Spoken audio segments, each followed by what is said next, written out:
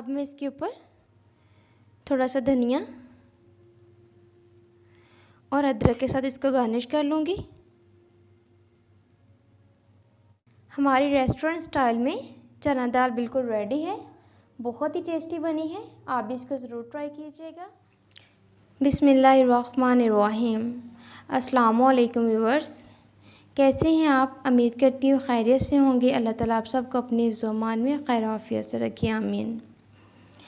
आज मैं लेके आई हूँ चना दाल की रेसिपी जो बहुत ही टेस्टी बनती है। चना दाल बनाने के लिए हमें जिन चीज़ों की ज़रूरत होगी उनमें हमने लिया है 250 ग्राम चने की दाल। इसको मैंने पहले 3 घंटे भिगो लिया था। भिगोने के बाद इसको हाफ़ बॉईल कर लिया है। एक लार्ज साइज़ की प्याज ली है, इसको बहुत ही बारीक चॉप कर लिया है। 3 अदर टमाटर लिए हैं, उनको मैंने ऐसे मोटा मोटा काट लिया है। 1 टेबलस्पून अदरक लहसुन का पेस्ट है, हाफ़ टेबलस्पून अदरक और हाफ़ टेबलस्पून लहसुन का पेस्ट है, दोनों को मैंने मिक्स कर दिया है। 3 सब मिर्ची लेके उनको मैंने ऐसे मोटा मोटा काट लिया है। धनिया है और 3 साबुत मिर्ची ली है, साबुत मिर्ची ली है मैंने। अदरक लिया है गार्निश के लिए। 1 टीस्पून नमक है। नमक इसलिए कम लिया है कि दाल में पहले ही मैंने नमक डाल के बॉईल कर लिया हुआ था। 1 टीस्पून गरम मसाला है। 2 टीस्पून सुरख लाल मिर्च है। 1/4 टीस्पून हल्दी पाउडर है और 1 टेबलस्पून सूखा धनिया है। और ऑयल लिया है कुकिंग के लिए हाफ़ कप। और इसके अलावा साबुत मसाले लिए हैं। ये सुरख मिर्च ली है साबुत, छोटे वाली है। कड़ी पत्ता लिया है, इसको मैंने तोड़ लिया है। ज़ीरा लिया है 1 टीस्पून। 3 छोटी इलायची लिए हैं। 6 से 7 लौंग लिए हैं। 1 इंच का टुकड़ा दालचीनी का लिया है। 1 बड़ी इलायची ली है। 7 से 8 काली मिर्च ली हैं। कढ़ाई ली है, कढ़ाई के अंदर मैं ऑयल डाल दूंगी हाफ़ कप और चूल्हे का फ्लेम ऑन कर देंगे। फ्लेम को अपने मीडियम लो पे रखना है और इसके अंदर सारे साबुत मसाले डाल दूंगी और इनको बिल्कुल लाइट सा फ्राई कर लेना कि यहाँ तक इनकी खुशबू आने लग जाए। साबुत मसाले फ्राई हो चुके हैं। अब इसके अंदर प्याज डाल देते हैं और इसको बिल्कुल लो फ्लेम पे आपने फ्राई करना है, यहाँ तक कि आपने प्याज को बिल्कुल लो फ्लेम पे फ्राई करना है। वो इसलिए कि आपकी प्याज अंत तक पक जाए लेकिन इसका कलर चेंज ना हो। आपने प्याज का ब्राउन नहीं करना है इसमें।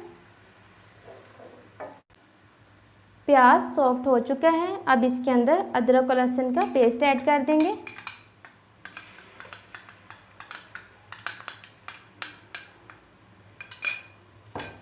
अदरक लहसुन का पेस्ट ऐड करने के बाद इसको मिक्स कर लेंगे और इसको भी हल्का सा फ्राई कर लेंगे। 1 मिनट के लिए हम इसको फ्राई करेंगे। फ्लेम आपने अपनी लो ही रखनी है। लहसुन फ्राई हो गया है। अब इसके अंदर कटे हुए टमाटर डाल दूंगी।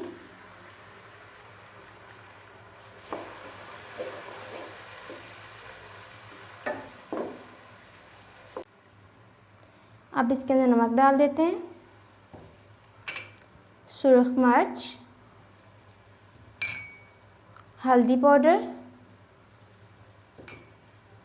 और सूखा धनिया। सारे मसाले डाल के इनको अच्छी तरह से आपने मिक्स कर लेना है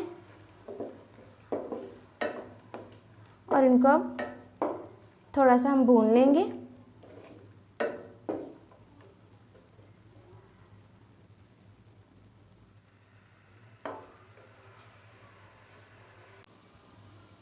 अब इसके अंदर थोड़ा सा पानी ऐड कर दूंगी और इसको ऊपर से कवर कर देते हैं ताकि हमारे टमाटर सॉफ्ट हो जाएं।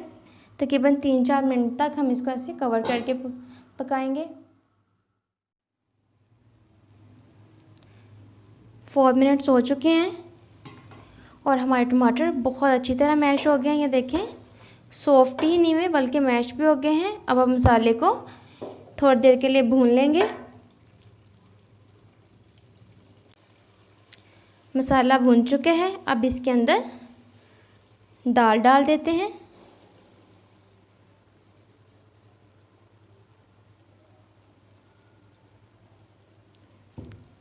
दाल डालने के बाद दाल को भी हम 1-2 मिनट के लिए भून लेंगे मसाले के अंदर।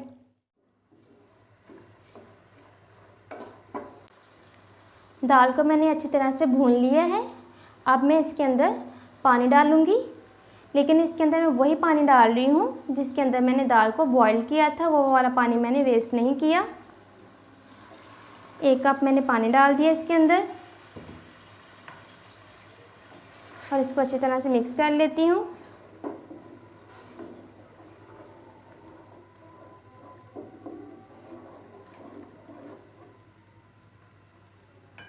और अब इसके अंदर अपनी साबुत लाल मिर्ची डाल देंगे।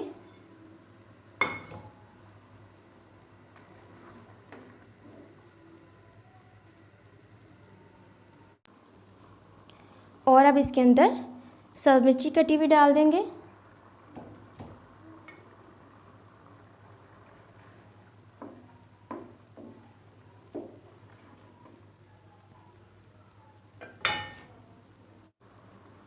हमने इसके अंदर सब्ज़ मिर्ची ऐड कर दी हैं। अब मैं इसको कवर करके 10 मिनट तक पकाऊंगी। 10 मिनट हो चुके हैं और हमारी दाल बिल्कुल रेडी है। अब इसके अंदर गरम मसाला डाल दूंगी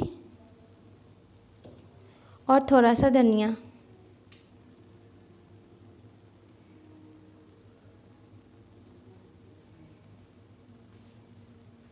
इनको मिक्स कर लूँगी।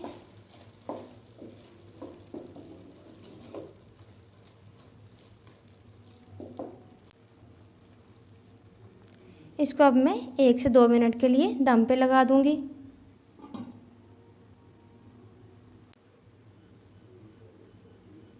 दो मिनट हो चुके हैं और दाल हमारी बिल्कुल रेडी है। बहुत अच्छी खुशबू आ रही है इसकी।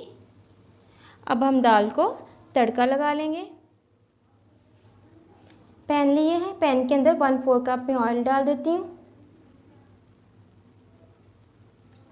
इसके अंदर मैंने 1/4 कप ऑयल डाल दिया। ऑयल को थोड़ा सा प्रीहीट कर लूँगी।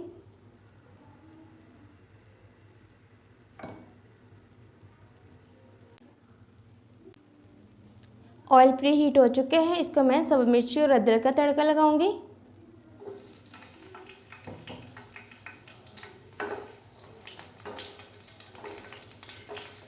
अदरक और सब मिर्ची के साथ दाल का फ्लेवर और बढ़ जाएगा। तड़का रेडी हो गया है। मैं फ्लेम ऑफ कर देती हूँ।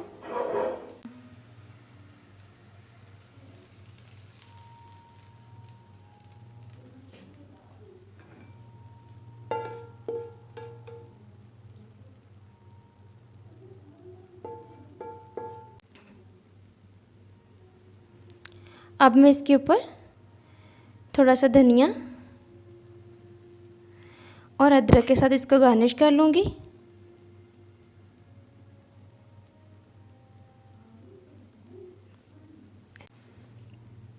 हमारी रेस्टोरेंट स्टाइल में चना दाल बिल्कुल रेडी है।